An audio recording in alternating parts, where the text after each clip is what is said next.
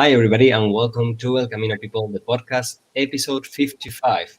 Seems like we started yesterday and we are already on episode 55, and it's one of the things that surprised me that there's still more people that I haven't talked about the Camino. There's still a lot of stories to share, and there's still a lot of great people doing great things in the Camino. And today we have one of those episodes that, for me, it's really special. Both of them, of the guests that we have today, I interviewed before, and they do a great job bringing people on the Camino. And it's one of the things that, for me, when I first walked the Camino de Santiago, surprised me.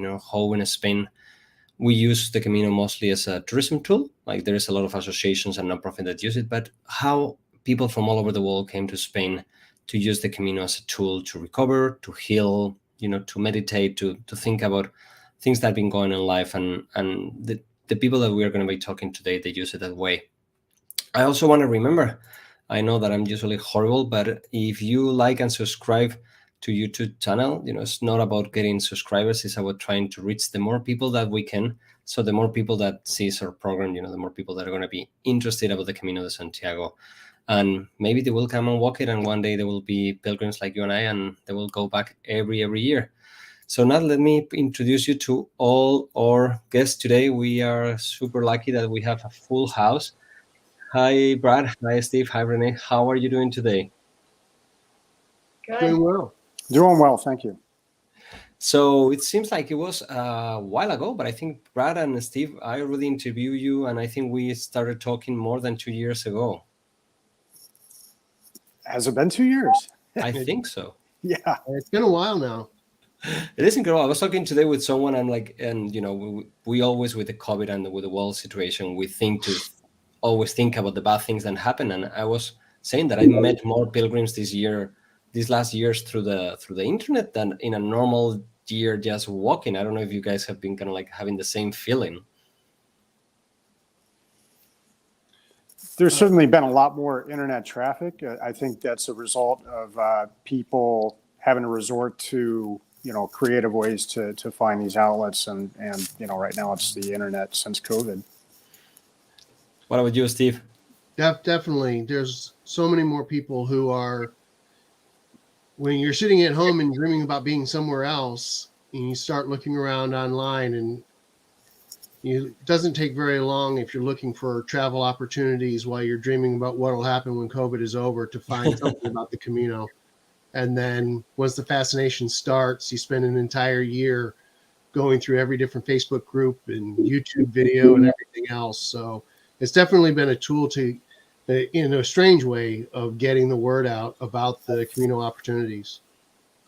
I want to thank everyone that is listening to us on YouTube and on Facebook, and remind them that anytime they can ask any questions. We may wait a little bit of the discussion to pop it out, but we'll make sure that our guest answer today. And Dr. Renee, I'm always asking the pilgrims, and Brad and Steve already answered the question. And my first question always with every pilgrim is, how and when did you find out about the Camino de Santiago? Sure. So I first heard about the Camino. I was at my boyfriend's apartment at the time, now my husband. He had a book on his bookshelf about the Camino, and I picked it up and I said, "What is this?" And he explained it to me, and at that point I said, "Oh, this is on my bucket list. I really want to be able to do this." It was about 20 years ago. And then in 2019, I met Father Steve and was fortunate enough to be able to become a part of Warriors on the Way, and then make my first Camino in 2019. So it took a while to get to the Camino, but it was definitely worth it. And how was your first experience? Because you were one of the ones that walked in one of those weird years during the COVID. So 2019 and 2021. I mean, they were both great experiences. I feel like in 2021, I feel like there were less people on the Camino, but everyone was just as friendly. And I feel like we probably talked a little less or interacted a little less with, just because there weren't as many pilgrims there, but both were really wonderful experiences. So amazing. Thank you. I like to start, there's one thing that you, Brad and Steve, have in common. You one day decided to do the Camino, and when you walk the Camino, you saw it as what I was mentioning at the beginning, as a tool for healing as a tool for people to use it farther than the way most people think the Camino as a tourist. I think it's, I don't really believe that anybody goes as a tourist. They may go as a tourist, but when they come out and they walk the Camino, they come out differently. What did you find out on the Camino, Steve, that made you think that was such a great tool? And like being so many other things in the world, so many other Caminos, just in the state, we have so many different trails. Why the Camino de Santiago? So for me, the Camino is unique and for a variety of different reasons. One is how long it's been used as a pilgrimage trail, and the reality that people have been walking it for sacred purposes for years, centuries. And that just was the initial appeal. And then when I went and walked it myself, and I walked it as part of my retirement from the Army and the transition plan, and just to be able to be on my own and walk and think and pray and figure out what I was doing next. And each day I was more convinced of the value of walking the Camino as a life-changing event. And then ultimately that all spun into the idea of creating Warriors on the Way in order to afford other veterans the opportunity to at least have the chance to experience something similar. And that's how it started. How are you, Brad? Yeah, much the similar thing. I mean, my first Camino was a little bit different, and that I simply packed a bag and went. But the seed that was planted and grew, my initial look was the history of this thing is unbelievable. And there has to be a reason that it has continued like this for so many centuries. So what is the draw? And I think it's still a mysterious thing, but there's something about it that, is magic or whatever you want to call it, that simply works. That, it's simply, a lot of people don't know about it. And a lot of people that would really benefit from it, once they familiarize with it and they hear it called, they just got to go. And so, Veterans on the Camino is created to remove obstacles to allow these veterans the opportunity to go.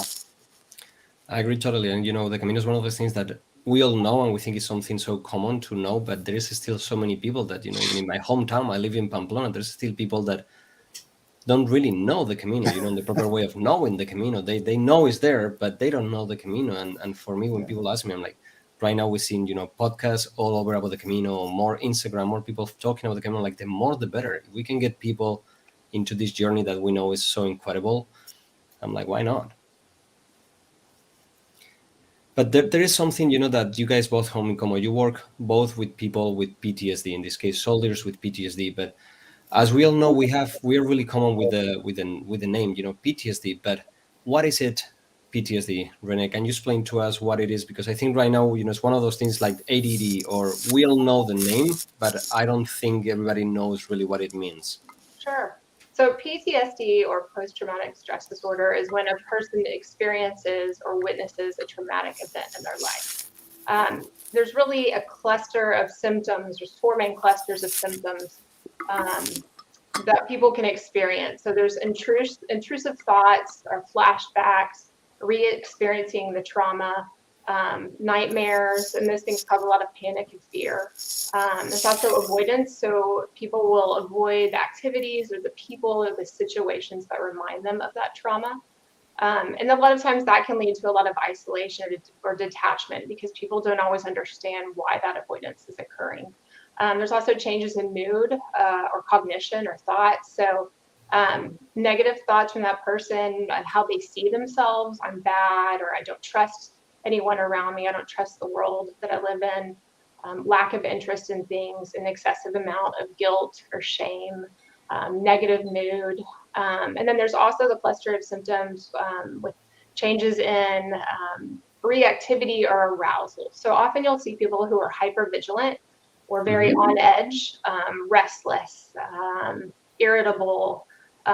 Sometimes you'll see people engage in kind of reckless or self-destructive behaviors like substance use. Sleep disturbance goes in that, decreased concentration. So all of those symptoms together, when that lasts for a period of more than a month, and then that causes a significant impairment in that person's life, you're looking at PTSD.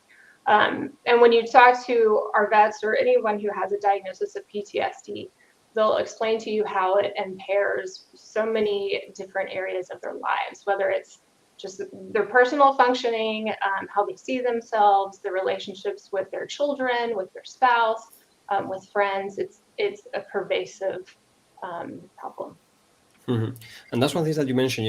I think in the old days we all believed that PTSD was just for soldiers, but I think right now we just realized that a lot of people in different situations. I don't know if you can go a little further, Steve. I'm like, there is a wide variety of situations that can get you into getting PTSD or suffering PTSD. Most definitely. The reality is anything that causes you to be at risk of life or limb, some sort of severe bodily harm, can be a source of PTSD. So here in the United States, the number one cause of diagnosed PTSD is actually car accidents. Mm-hmm. It's strictly a volume game. Everybody rides in a vehicle at one point or another. Most people on a daily basis, multiple times a day. If the accident is severe enough, it causes enough emotional trauma, it can result in PTSD. So the diagnosis of PTSD, while frequently associated with combat action, is actually has a much wider scope for the potential of causes. And you've been working with soldiers with PTSD, and right now I truly, there's a lot of these diseases, we can call it, different ways, but they're kind of like a stigma in the society. We still are really close to talk about it, to say that one has PTSD or you are suffering, any kind of mental depression or whatever, still is tricky. How do you think, how the people go from, realizing that they have it to the point where like, yeah, I'm part of this, there's a way I need to put something to solve it? I'm glad to say that the stigma is slightly less than what it was, and not to say that it's gone away completely, but there has been a lot of improvement in that regard. But it's really a matter of developing a lot of trust. The reality that a person is going to reveal that they're struggling with anything, let alone something that falls under the larger realm of mental health or behavioral health, means that they have to trust whoever they're sharing that with that information, that they're not going to respond negatively. So there's a lot involved in the way of rapport building with the individual. Mm-hmm. And Brad, what are the main, ways of therapy right now that is implementing with soldiers? Well, I mean, from my experience with the VA, for example, unfortunately, and I don't know, my own personal experience, and that's all I can speak from, is that I don't like pharmaceuticals, and that seems to be the prevalent way that a lot of this is dealt with. And I think, I believe there's a better way. And for me, the Camino provided a path to figuring a lot of stuff out. But the easy Band-Aid is pharmaceuticals, I think, and that's what a lot of people lean on. There's a lot of other stuff too. There's a lot of counseling. There's many different tools, I think, available. So you got to pick which brand works for you. It's just like the Camino doesn't work for everybody. It's certainly not for everybody. The same can be said for counseling or pharmaceuticals, I think. Yeah. Were you going to the Camino as a way to kind of like to improve your PTSD, or was this a personal global thing, or that was something, that you realized that will, help you dealing with your PTSD on the Camino while you were on the Camino? For me, I mean, my first Camino was, I didn't even know really what PTSD, I didn't like the stamp or the stigma that went along with that. So I was in denial about that. I wasn't searching for any help. I simply bought a one-way flight, took a backpack, and had no plans. And so it was a great thing that I went to the Camino instead of Amsterdam. or Vegas. No, I have a friend that exactly. he said, we need to make T-shirts, for families and for everyone. I think instead of going to Disney, go to the Camino. Instead of people our age, instead of going to Vegas, go to the Camino, because I truly believe. And I want to invite everyone. I was lucky enough to interview Brad and Steve, both sharing their own Camino experience, and I would like to invite you to go to the podcast and listen to it, because it truly is one of those experiences that I think really helps others to make that a step forward. And as you were saying, Brad, to realize, maybe it's the thing that I need in my life right now, but sometimes it's just hard to make that first step. But so the Camino helps a lot of people. Why do you think the Camino has that power, Renee, and why is something that maybe is being used, but we still don't believe on the power of walking? I'm like, there's doctors worldwide saying that we need to walk every day. There is a lot of treatments. There's the walks that is being used with people in jail, people incarcerated, people that is suffering cancer. And it seems like it works, but it seems like also we are not truly believers of the power of this kind of like new health. Right. You said earlier, it's hard to describe the Camino to people who haven't actually experienced it. And there is something very powerful in that experience. And that I think there's many answers to that question. I think especially when I look at Warriors on the Way, when you combine spirituality with emotional health and then the physical aspect of walking, I think there's so much power in being able to combine all of those things, and it produces healing in a different way than siloing those things. I think walking allows people to, it's tiring, it's exhausting, it's long, they're long days. And I think that people really become vulnerable when they're in that exhausted state, and people will begin to share information, even with complete strangers, that they might not ordinarily talk to. I think that walking in general is very grounding, and especially for people who have PTSD or anxiety. Having that grounding activity, and by that I mean that you are focused in the moment. You are looking around at your surroundings. You're using all 5 of your senses. You are not focused on the future or on the past. And I think there's a great deal of power in that. There's also something amazing about being on a route that millions of pilgrims have walked before for thousands of years. I mean, that is that there's something very special about that as well. And I think for our vets, one of the things that Father Steve does so well is he makes sure that everything is taken care of for the veterans. And so things are predictable. They're in a safe environment. They're with people who understand them and who have been in their shoes in a way that most civilians will not understand. And so when things are predictable and safe, I think it creates an environment where people are more willing to share. And then we walk and we talk. I mean, that's my favorite thing about the Camino is we walk and talk. So I think that's going to go on a t-shirt also.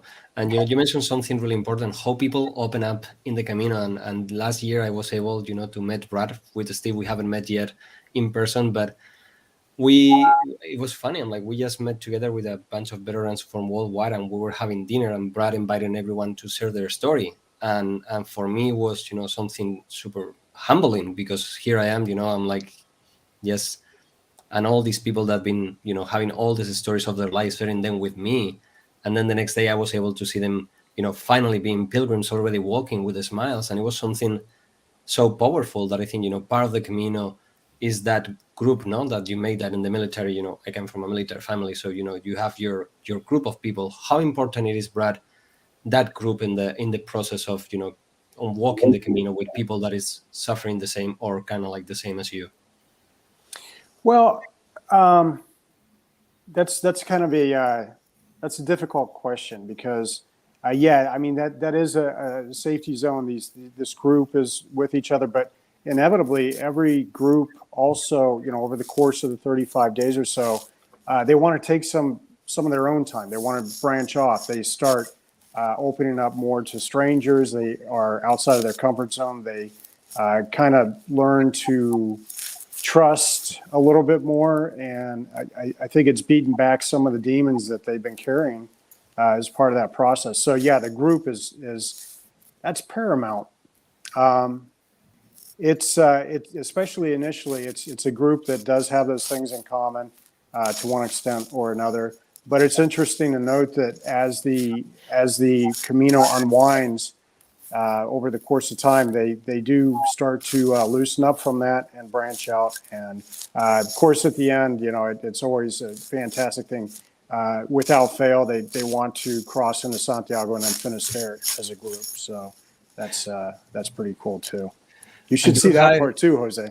I know. I'm just eager to watch. I'm like, the worst thing of living in Pamplona. I'm like, and I have done a couple of studies of pilgrims and how they feel at the beginning. And when they are in Pamplona, they are just on the getting, they are just with as we say, with the body. They haven't started walking with their mind or with their soul yet. That's right. So people are just looking for party. People's just getting together. So maybe this year I will be able to join you guys there and not being here on the other side. But I love to help you, all of you here, and welcome you to my town and to my state. And that's one of the things that I can do with this Father Steve, because they don't start walking in Pamplona. And I like that because you guys do the same, but you have both different approaches. You, Brad, you do the whole Camino with the group, and you, Steve, you do part of the Camino at the end, and you try to have a different mind. How does your idea, what is the method? Is there an approach that you follow every time? Is there a program, or is just walking through it, with veterans in the Camino? You're asking me, right? Yeah, Steve. Okay. We start just outside of Astorga, so right about 180 miles. The idea is you do a 180 in your life. You turn your life around, do 180 and 180, and it's an intentionally designed program. Each morning starts with we're intentional in the combination of positive spiritual practices with behavioral health that we have found with Dr. Phillips and myself and Dr. Landry, who was on our first iteration. We hope to see her back again at a future iteration. Very intentional in working side by side, demonstrating that the two are complementary to each other. So we start with a short time of worship, just not real long, which will include a message about healing, and then we start walking, and each day follows that pattern. Give people a chance to provide feedback as to how the day went for them, what were their highs and lows at the end of the day, and talk about how to maximize the positives and how to minimize the negatives. And over the course of the 2 weeks, we are in a 2-week time frame, which is for most people within the United States the amount of time that they can get away. There are people who are blessed with working situations that will allow them to leave for longer, but most people are restricted to 2 weeks or less. So it gives us a wider net to cast as far as potential pilgrims. I know our first year getting started, and I think also the second year, but I'm not positive, that Brad actually sent a couple names our direction because they didn't have that full 30 plus days to just walk away from work and walk the Camino, which would be brilliant if you have the time, but not everybody does. And so based on Brad's description, it's more allowing the Camino to work just in the Camino's effect. And I don't want to put words in your mouth, Brad, so correct me if I'm wrong. No, that's true. That's true. I mean, our program really doesn't have that much structure. What I really look for anymore as a milestone is towards the end when they kind of forget what day of the week it is and it doesn't even matter and they're just living in the moment. That's when I know the Camino's kind of worked its effect on them. And we have someone that already has walked with Brad, and I'd like to bring from Thomas, and I was lucky enough that I met him, and my experience walking as part of Veterans of the Camino made me feel safe. That was because I didn't have to explain myself all the time. Thank you, Brad, for giving us the chance to live in normal again. One of the things that I remind a lot of people, normal is boring. And in the Camino, I'm glad that I haven't met any normal person because, here in the north of Spain, we say pedradica, that we are all a little weird in our quirky, strange way. And I think that's positive, and that's also the beauty of the Camino, that and all of you, and I think everyone that I met in the Camino has that special thing that I made part of myself thanks to that. So But it's funny that you say that, because you said weird in a little way. And the first time I walked the Camino, one of the people that I met was running, so I only had a few minutes of exposure to the guy. But his intent was to finish from Saint Jean to Santiago in less than 14 days, and he was running like marathons daily. And are you saying that because I'm a runner and I also was part of the trying to beat the world record of the Camino de Santiago? I wasn't the runner doing the record, but I was with him. All I know is that when I asked him how he could possibly put up with running that much every single day, he went like this. And he goes, "Poco loco."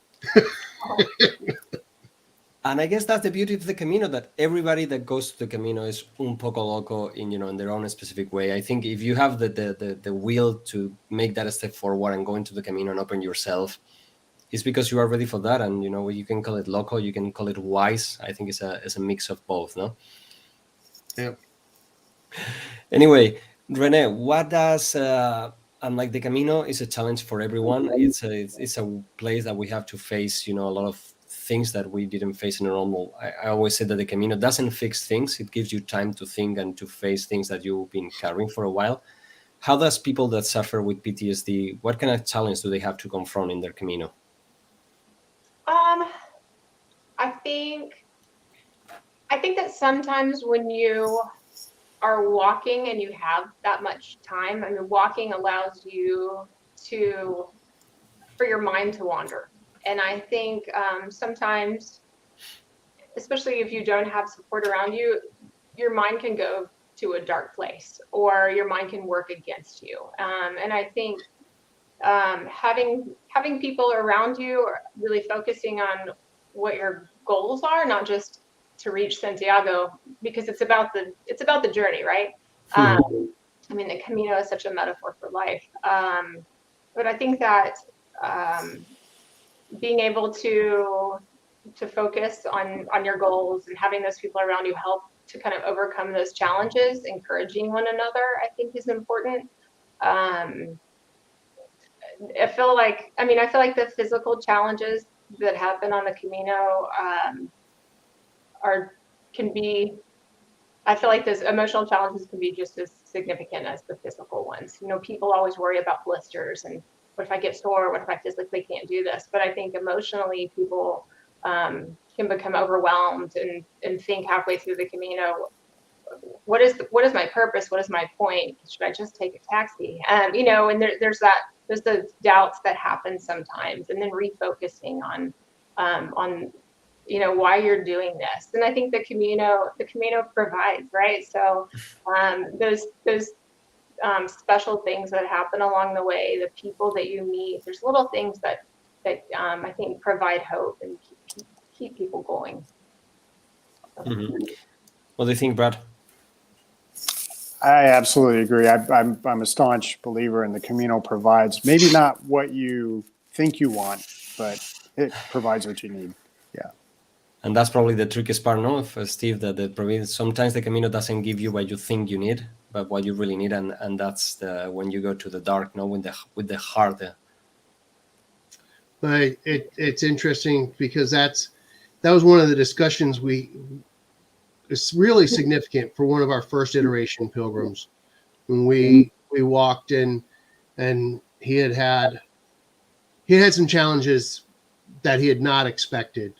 And when we finally got to the end, and he's had what he considered to be some setbacks along the way, and we're sitting in the cathedral waiting for the pilgrim mass to start, he leaned over and he expressed all of this.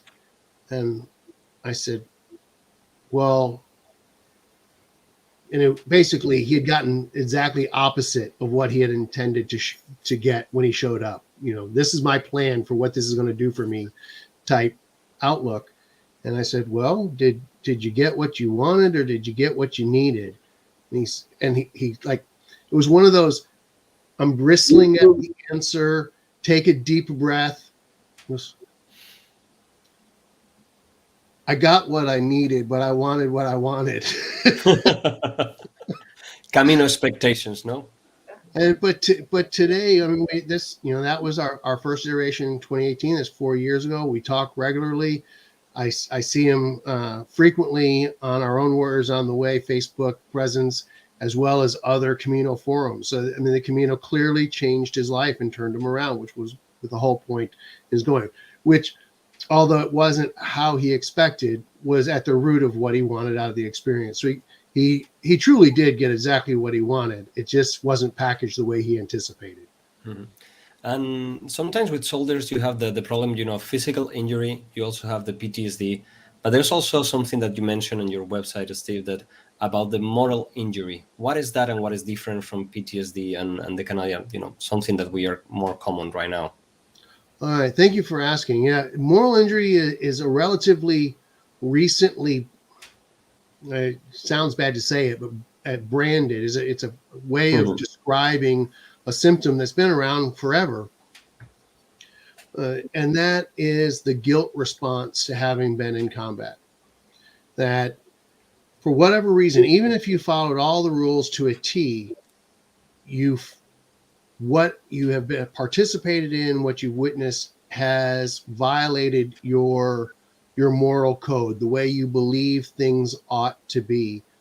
And make a point of pointing out, a lot of people will use the term ethics and morals as if they're interchangeable. You have people who follow all the rules, and if you follow all the rules, you have behaved ethically. I mean, that's the definition of ethics, is to have a set standard to follow. And yet they're still bothered. They still will have a guilt response.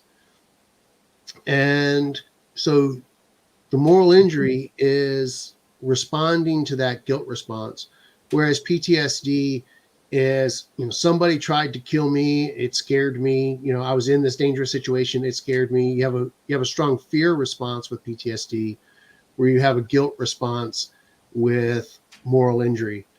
And like I said, it goes back as long as we've got written record. In Homer's The Iliad and the Odyssey, you see people describing their guilt. Even Achilles himself has lost vision of his mission, believes that he's in the wrong. He only stays out of a sense of duty and obligation.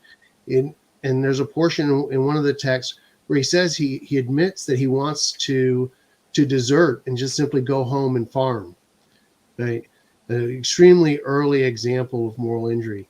In the Old Testament, there's an example of when God commands the people of Israel to go to war, and then commands them to go through a purification ritual because having been engaged in the war has damaged their soul. And I tell people all the time, if God can give you the operations order and it still has a negative impact on your soul, anything that a person tells you to do has got to be even less perfect and therefore more prone to create damage. We have Shakespeare and Henry V and the night before the huge battle. There's all the different conversations around the campfire where the soldiers are debating whether or not they're going to be held guilty before God for what they do in the battlefield the next day. Joan of Arc takes command of the French forces, and first thing she does is command everyone in the French army to go to confession to clear their soul. So moral injury is an ancient thing, but is only recently being recognized at the professional level in the world of behavioral health. And being a guilt response, it's different than how PTSD has ever been treated, because PTSD is getting over the fear response. And this is where Dr. Phillips and myself work so well together, because she's got all of these tools and resources for how to coach a person through overcoming fear responses. And there's great treatment modalities there. But the guilt response is all about forgiveness and grace and mercy. And all of those elements are just directly in the field of theology and representing a merciful God. Interesting. And one of the things that, you were saying, all these little things that someone that suffers PTSD or suffers moral injury, and we know, but because we've seen, on TV, but for me, it wasn't something clear until I met Brad's group, the kind of things that someone that suffers PTSD goes through on an everyday. Brad, can you mention a couple of the challenges that, when you come to the Camino, for me, things like, not being able to sleep a whole night or having to wake up, or little things that you don't even think in your normal day life that someone will suffer, but in the Camino, when you get out of your comfort zone, you're in a country that you don't speak the language. What kind of challenge do the soldiers, can have here when they come to Spain? Yeah, that's a good question. So sleep deprivation is a big thing. A lot of these guys, especially in albergues and whatnot, sleep is hard to come by for some of them. Of course, being exhausted at the end of the day helps, but still you see, some of these guys having trouble sleeping, and ladies. As well as that, there are some that reach kind of a breaking point. Typically, if that's going to happen, it'll be on like the Meseta. And that's where maybe something has come to the surface and they're dealing with something, and that's when maybe they'll take a day or 2 or 3 alone time just to walk, or there's also some that react not so well and maybe have a little too much vino and act out with that. You see a lot of different things. There's no common thing for it.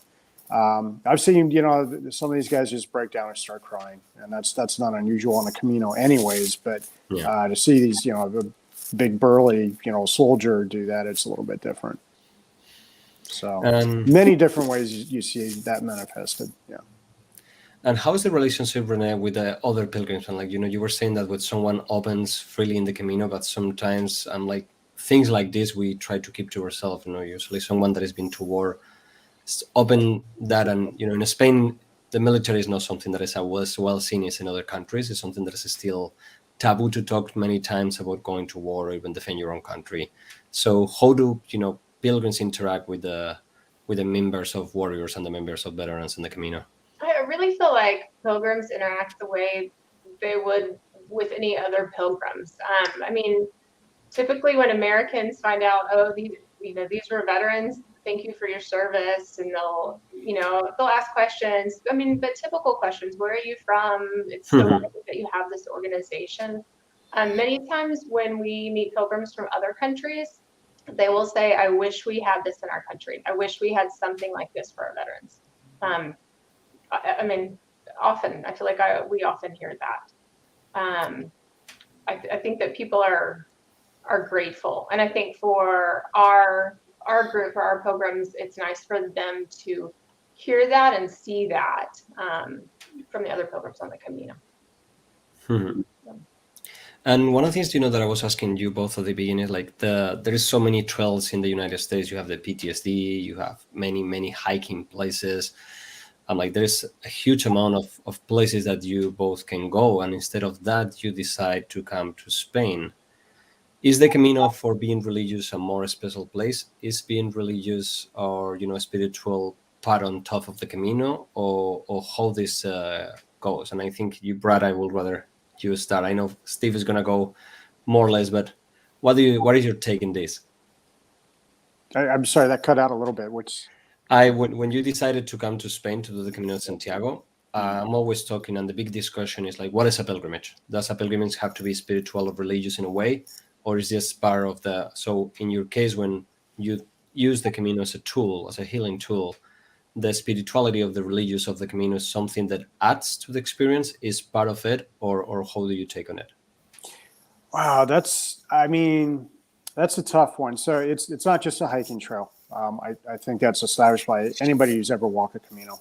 There's a lot more going on with it, and I don't know. There's something very very different about it. Maybe it's the social side of it. Maybe it's the religious. Maybe the historical, the terrain you go through. But there's something about it that's unmistakable. The pagans were making the same trek. It's ancient. So, in short, there's just something about the Camino that's unique, that that it works. I think it works for a lot of people, and I just don't think I've done a lot of hiking here in the United States, and I love hiking, but it's not the same. It's not the same. I can't give you a specific or a better answer though. No, and I think that sometimes, that's the beauty of these things. I don't think there's a right or wrong answer. I think sometimes it's just whatever you feel. What do you think, Steve?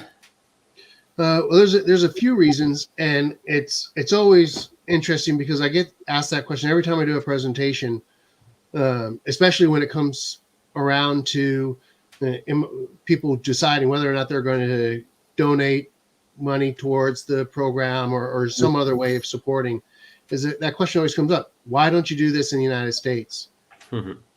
And there's a few reasons, and the first few are purely logistical, and that the Camino lends itself to bringing a group of people and walking a distance, where primitive hiking, through hiking, whether it be Appalachian Trail, Pacific Crest Trail, Glacier Trail, the many locations that are here in the States, they don't. The other part is, in those environments, if that's where you're comfortable, then you can be comfortable. But to take people who've applied for the program and put them in a place which for the majority of the population is uncomfortable, then they're going to spend more time dwelling on their discomfort than they are on the healing that they're there for.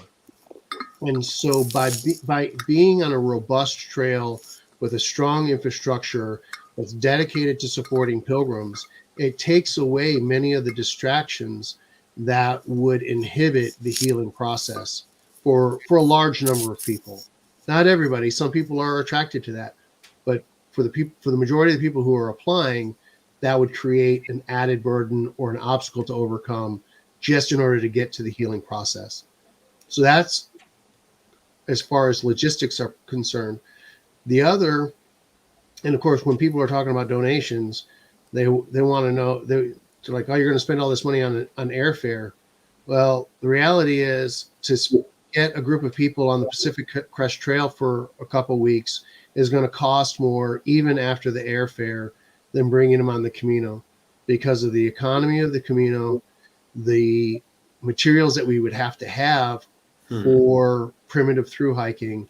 The tipping point happens really quick. You're only a few days into the Camino, and you've gotten ahead financially. So I just wanted to get those issues out of the way, because people who ask me, that's what they're worried about. Why aren't you in the States? Why are you spending money to fly to another country? And then the aspect that I think really is underlying, it's the always there, but doesn't have to be spoken. People just get the feel, is a lot of what Brad said. There is something about the Camino that's different than any other place in the world. And I went the first time because it was a religious pilgrimage. I wanted a specifically religious pilgrimage. And there's a lot of people who go on the Camino and they don't recognize that particular aspect. I think they experience that aspect whether they recognize it or not. There's a nice little, basically a pamphlet called now I can't think of the name of it, but it's the Manual for Popular Piety or some name like that. And in there's the comment that certain places are sacred because something amazing happened.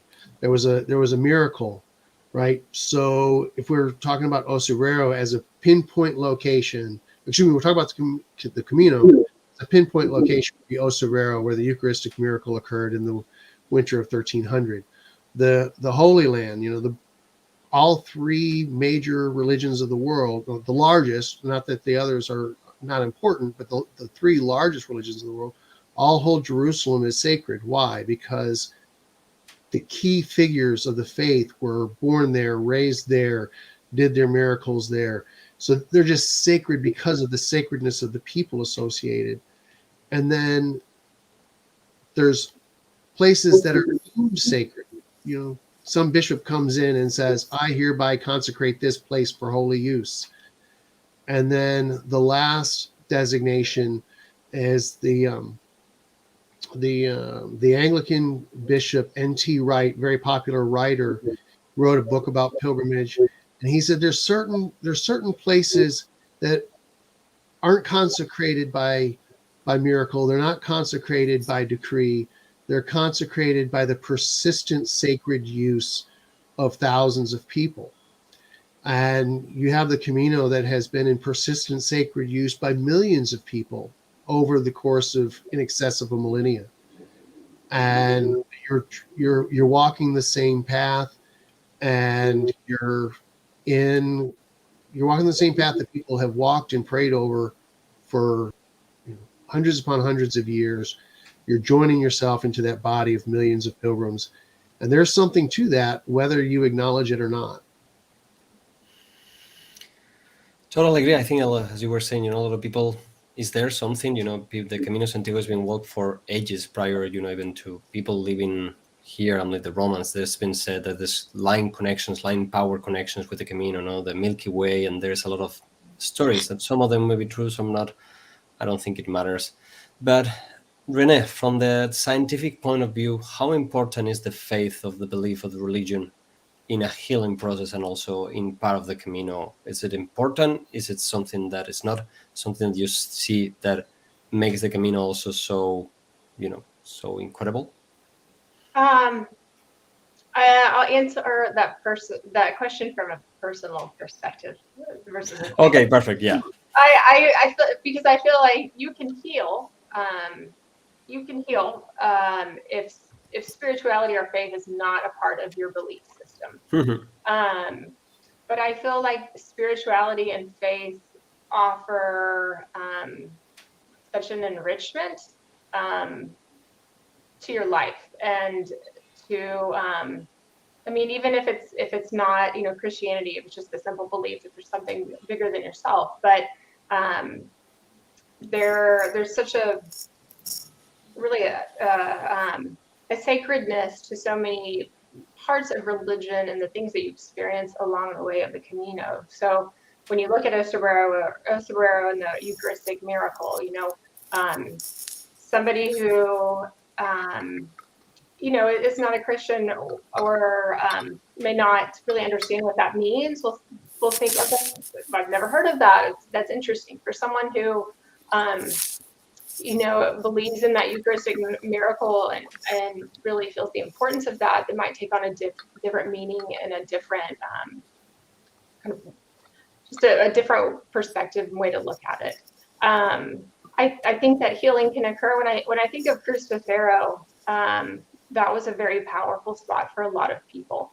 I think a lot of people, when they unloaded their rocks and they put the burden down, some people did it with the perspective of, I'm laying this burden down, I don't have to carry it anymore. And other people were thinking, I'm putting this burden down at the foot of this cross because I'm allowing Jesus to take over. It's a different way of thinking about it. But I do feel like that faith and spirituality really provide an enrichment and just a tool for healing. But I think, I'm a Catholic, so I don't have any problem with that. And I think that's part of why the Camino is so special. I'm a hiker myself, a long distance, and I hike the GR, I hike many hikes. But the Camino has something different that adds to other experiences. Other experiences lack the spiritual, the religious, and as you were saying, it doesn't matter Christian, Catholic, you can go to Japan and walk the Kumano or the Shikoku. There is many trails that are walked for that. And people without religious beliefs go to the trails. So my question always when people come to the Camino, I'm like, why the Camino and no, the PCT? Why not the Appalachian Trail? Why not the many mil Caminos that is worldwide that lack that aspect that some people fight also against that? Because some people, when they are like, oh, we are against the church, we don't visit churches, I'm like, that's history. But then suddenly when you get to Santiago, I have walked the Camino with people that being pagans, they go to the church 3 or 4 times because there is something. And I think that's the beauty of the Camino. And maybe with Catholic Church, we're a little close and people feel maybe that not welcome. But I think the beauty of the Camino that opens to everyone without a matter. And the whole, as you were saying, the power of of the, oh my God, the word, the little things that we do, you know, like the Cruz de Ferro, or going into different places, that has a lot of power and meaning in all those things, like going to the Santiago. Today there was a big discussion about the Botafumeiro, if the Botafumeiro has to swing or not, and if it's worth paying. There's a lot of meaning for a lot of people on that when they arrive to Santiago. There's a lot of meaning to people arriving to Finisterre. So the power that we put in all those things, I think that's what makes the Camino so different and than any other trail. I don't know if you guys think the same. Yes. I do think the same, but I mean, from my perspective on that, a spiritual experience, absolutely. But my favorite part is watching the sunset at Finisterre or Muxia, and you know, you walk all the way to the end. You can't walk further, and there's something very completing about that. And it is the whole process of going to the Finisterre, you know, the end of the world. But for me, as you were saying, for me, my biggest moment in my first Camino was Muxia. It wasn't Santiago. Yeah. Muxia was something incredible. But also connected to the Virgin Mary and the Virgen de la Barca. So in a way, just kidding. But I guess everyone has their moment in the Camino. And some people have it in Santiago, some people have it in Finisterre, some people have it when they go back to their own houses. And that leads me to the next question. How do you know, and that's for you, Renee, and I like now on the more scientific, more professional, how pilgrims, you know, and soldiers suffering PTSD change during the Camino? What I observed? Yeah, from your observation. Yeah, I mean, you see it. You see the pilgrims start to sleep at night. You see the nightmares decrease. You see less irritability, and they'll report this. There's less restlessness. There is a sense of peace that comes over people, and it's a more pervasive sense of peace. And I feel like you see that increase each day, and it's very clear. It's very clear when they talk about that. What have you seen, Steve, in people that walk with you after so many groups? Well, and Brad's already mentioned it once as well, is people actually sleeping through the night is just this huge change in their life. The first iteration had a person tell me on the first day, like, I'm glad I'm on this trip. I really don't think it's going to do anything for me, but it sounded like it was fun.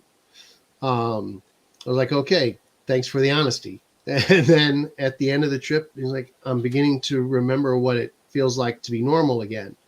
And it's that shift from there's no hope for me to, yeah, there actually is hope. And if I continue doing things that are healthy, I can be healthy. And so it seems like a small movement. I mean, just barely moving on the chart. But what it does is it opens the doors to a completely improved remainder of their life, as long as they continue to move forward in the way of thinking and behaving in outlook that they started to develop on the Camino. We tell everybody that the end of the Camino is the start of the Camino, you know, because the rest of your life is a pilgrimage. It ought to be. I will add a piece of the, you know, you asked Dr. Phillips for some of the science, and she gave her observations, which are absolutely accurate.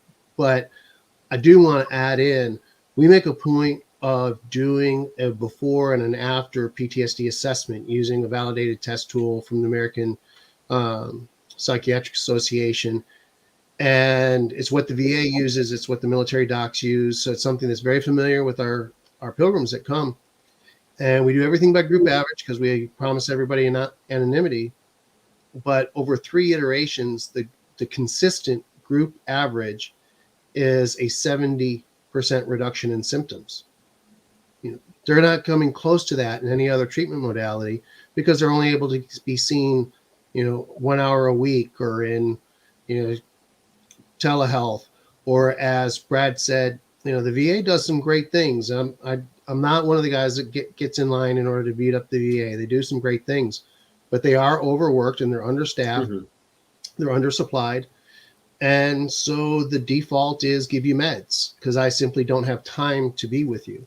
and we take the time to walk and talk and be there with people, and the outcomes are just phenomenal. And we've got documented, just, I would say that they're unbelievable, except for we've got documented amazing results, showing how radically people shift in their perspective on life and their experience of symptoms from the start of the Camino to the end. And I would like you, Brad, and as you were saying in the beginning, with your program, you bring veterans from all over the world.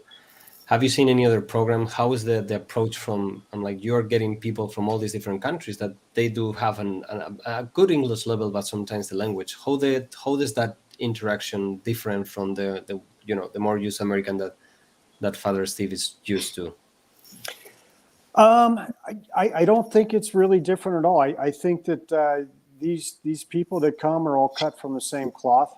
They have a very common experience base, and they, to come with a group, they do need to at least have conversational English.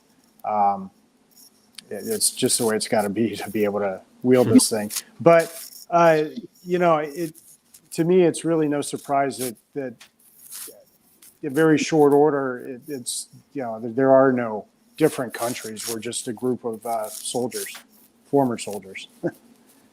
I guess that's like the Camino, no? When you met someone that has walked the Camino de Santiago, suddenly you are connected. It doesn't even matter if you have met, each other. You know that there is some kind of value, some kind of mental thinking that it goes. And that's what I saw the first night that we met in Pamplona, and that we were all there suddenly. And that was the first night. Yeah, that was the whole group night. was there, and you saw that. Yeah, it's pretty cool. And it's just incredible. I'm like, how something like that, can happen with the little tools that you guys have to run these programs. And I'd like to affirm what Brad said as far as having people from all over the world, not having been with his group, but having trained internationally and been on different international military pilgrimages. And matter of fact, we talked about it, Jose, when you had me on your podcast earlier, is that you can take two soldiers from different countries, and they will more likely than not have more in common than they have with their civilian counterparts in their home country. And so the fact that Brad can bring people in from all over the world and they gel as a group, the international barriers going away, that's absolutely easy to believe, because there's just there's a unique bond between people who have taken up that obligation to serve in that way that bonds you together no matter what the nationality. And usually because, there's that common God now that we are seeing right now with the world that we are suffering, something that sometimes, but there is a common God that we all have in common. There's usually something that we all have that we fight against, or there is, as we were saying, values, and a moral that we all agree, and that's where you apply and you became part of the military of your country. But there is something that surprised me, as you were mentioning first. I'm like, there is not a program like this in Spain. That's so intriguing. Do you know if there's any other programs worldwide that use hiking or pilgrimage to help soldiers or people with PTSD? Renee? I am not aware of any that come to mind. I know when we have met pilgrims from other countries, like I said, they said, "Oh, I wish we had something like this," but off the top of my head, I'm not aware.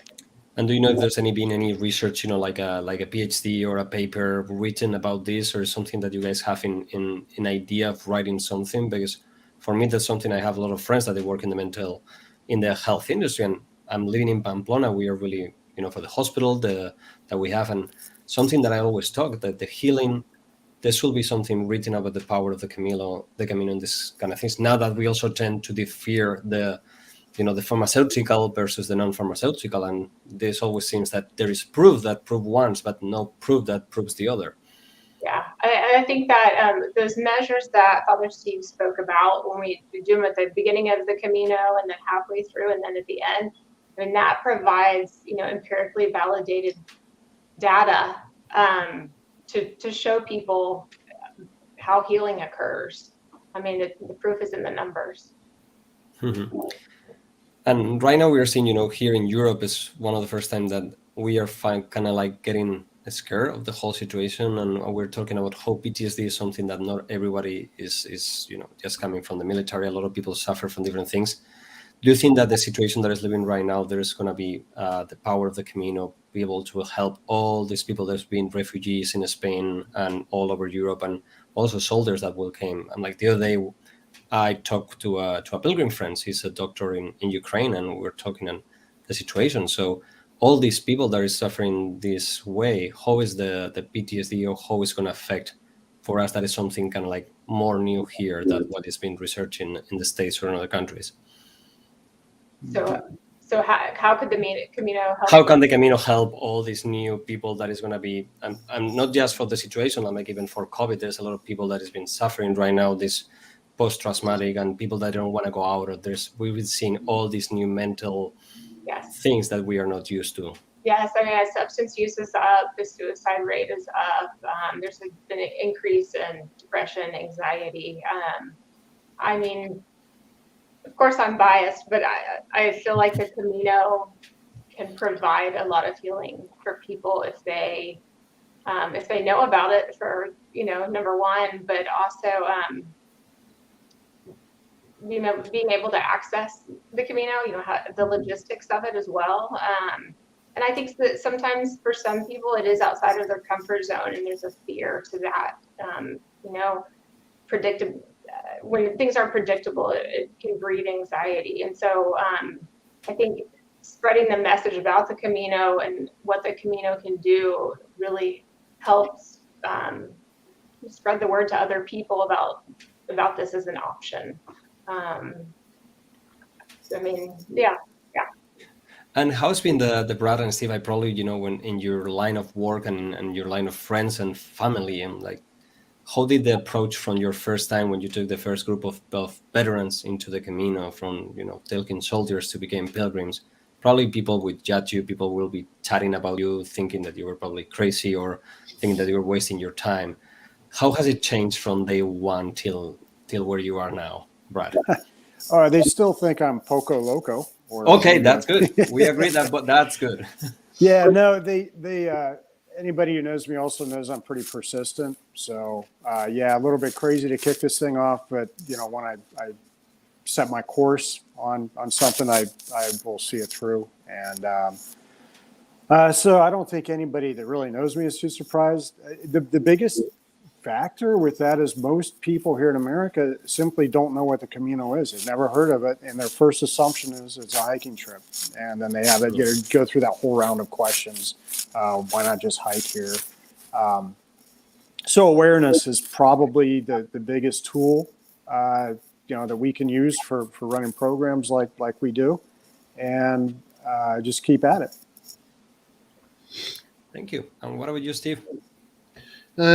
Yeah, the first was the first iteration was a lot of, well, okay, if you say so, yeah, I'll give you a little help to get started type of response. A couple people caught the vision immediately, but for the most part, it was a little bit of cautious optimism for me to be successful with it. And not me be successful with it so much as that it works for the veterans that are there. Mm-hmm. And then being able to come back and say, hey, look, you invested this money in these people's lives, and this is what it did for them.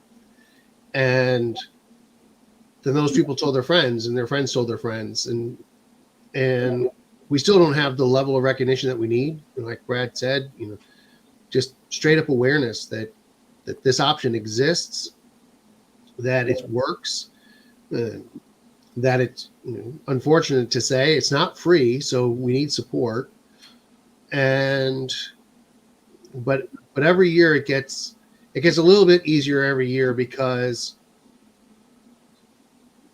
I'm getting more people who will say, you ought to go talk to my friend, let me introduce you. And then I get to go and say, talk to a person who at least knows somebody who knows what I'm talking about, and they've got a more sympathetic ear. But it was definitely a challenge the first year, because nobody had a clue what I was talking about. And then each year after that, it's like, oh yeah, Mike told me about this, so let me hear what you got. And so at least the door is partway open. If I can circle back around to the question about the refugees, Yeah, of course. whether or not they're in a position to walk the Camino immediately, it seems extremely unlikely.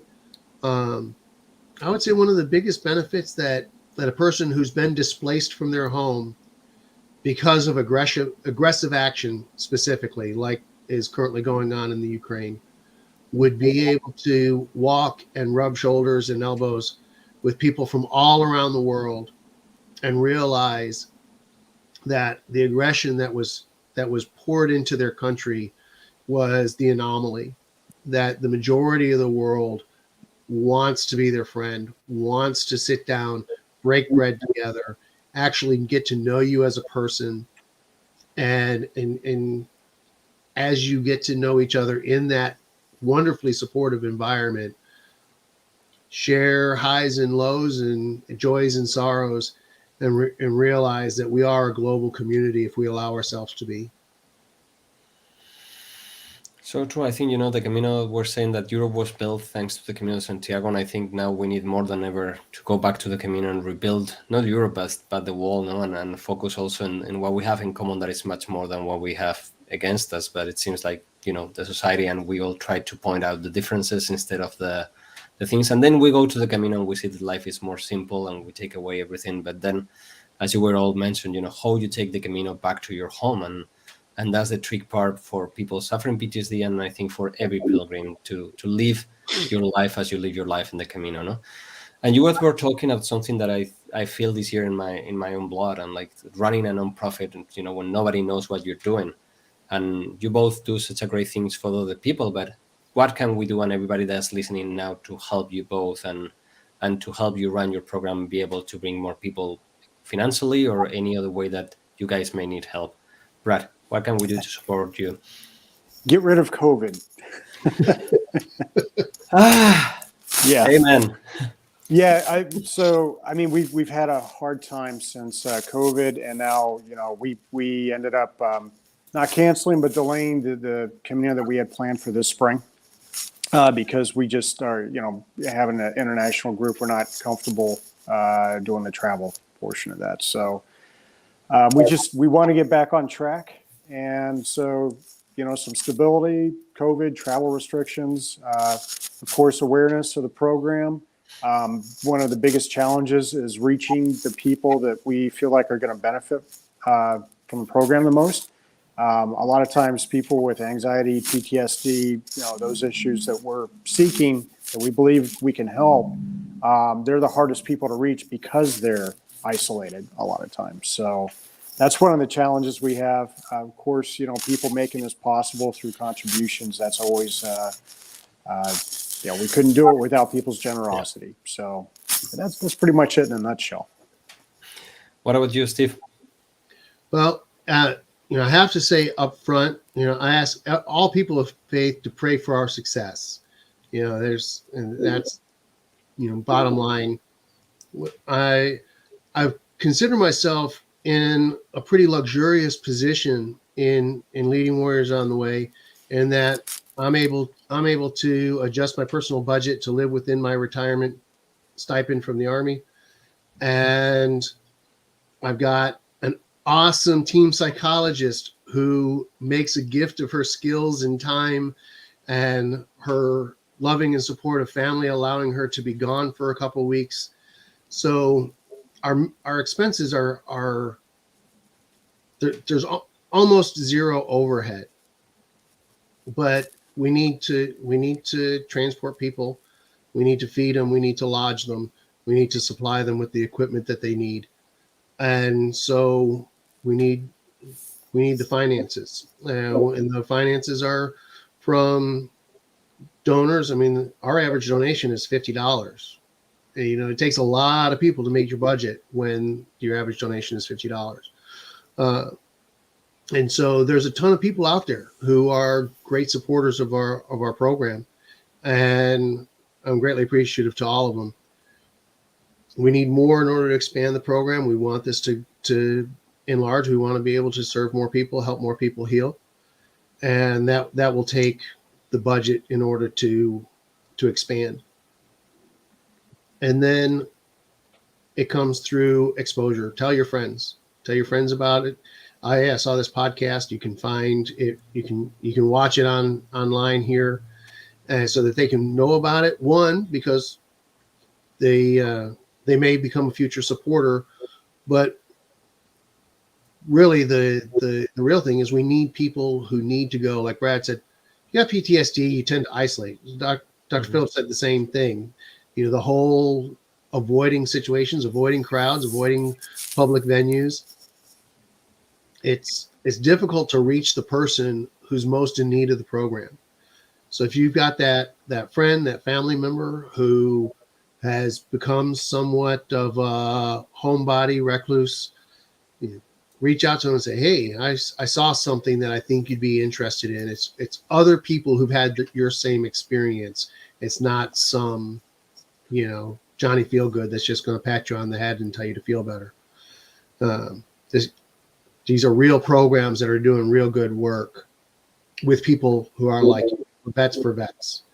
And so whether it's the publicity for the sake of gaining exposure so that we gain the people who will apply to the program and be able to participate, or whether it's the publicity that we need in order to get all of those people who apply sponsored, we need more publicity. Mm-hmm. And I like to bring, there's a good friend of mine that lives in Santiago. He's also a soldier. He moved to Santiago, and, if there's anyone that you need help over there, he's over there helping every pilgrim that I know. And I like to send, I've been working with you both for a long time, and it's one of the things that it's my biggest pleasure to bring people and any nonprofit that wants to walk the Camino, to reach us. And as you were saying, it's something that is so powerful, something that it works and it's been tried. So just make the step, and there is many people to help you, and we'll do our best, because I truly believe that what you guys are doing, it's incredible. And I think that once we reach the pilgrim community and the people that, as you were saying, Dr. Phillips, that only pilgrims know the power of the Camino. So let's reach to all these pilgrims, and let's see. I always say, if everyone that I touch in many different ways with the Camino can bring another pilgrim to the Camino, I'm like, the world will be such an incredible place. I want to just jump in real quick. It popped up across the bottom of the screen, Danish Viking Pilgrim. Let me pop it again. Yeah, there. We actually met last time, the 2021 pilgrimage, right after the Galician morning news program. I don't know its real name. JT. I've just been calling it Good Morning Galicia ever since. But he was there in the Cathedral Square. So after they took the cameras down and left, introduced himself, and we talked, and he showed us a couple different spots. So and get the opportunity to send back our greetings to him. That'd be great. Of course, I think he's listening right now, so he's probably getting. And as I was saying, this is the beauty of the Camino, the big Camino family, the big military family that helps everyone, and it's support. I've been seeing that forever, and it seems something that is spreading. And I think that sometimes we focus on the bad things that is happening in the world, and there's great things going on. And I like to piggyback in what Brad was saying. I'm like, the Camino is opening right now. COVID, it seems like it's going away in Spain. The restrictions are opening. The Camino is slowly getting back to open. And I think this is going to be a great year, also being a holy year, also a special year that special door is open in the Cathedral of Santiago.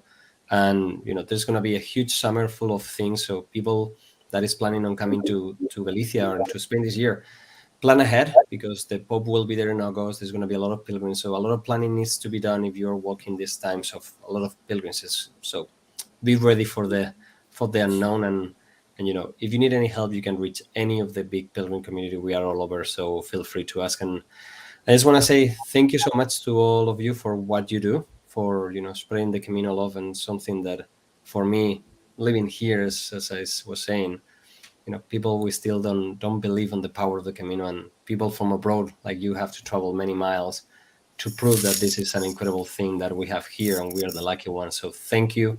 And as we always say, buen camino, ultraya. Buen camino. Buen camino, ultraya. See you again, Jose.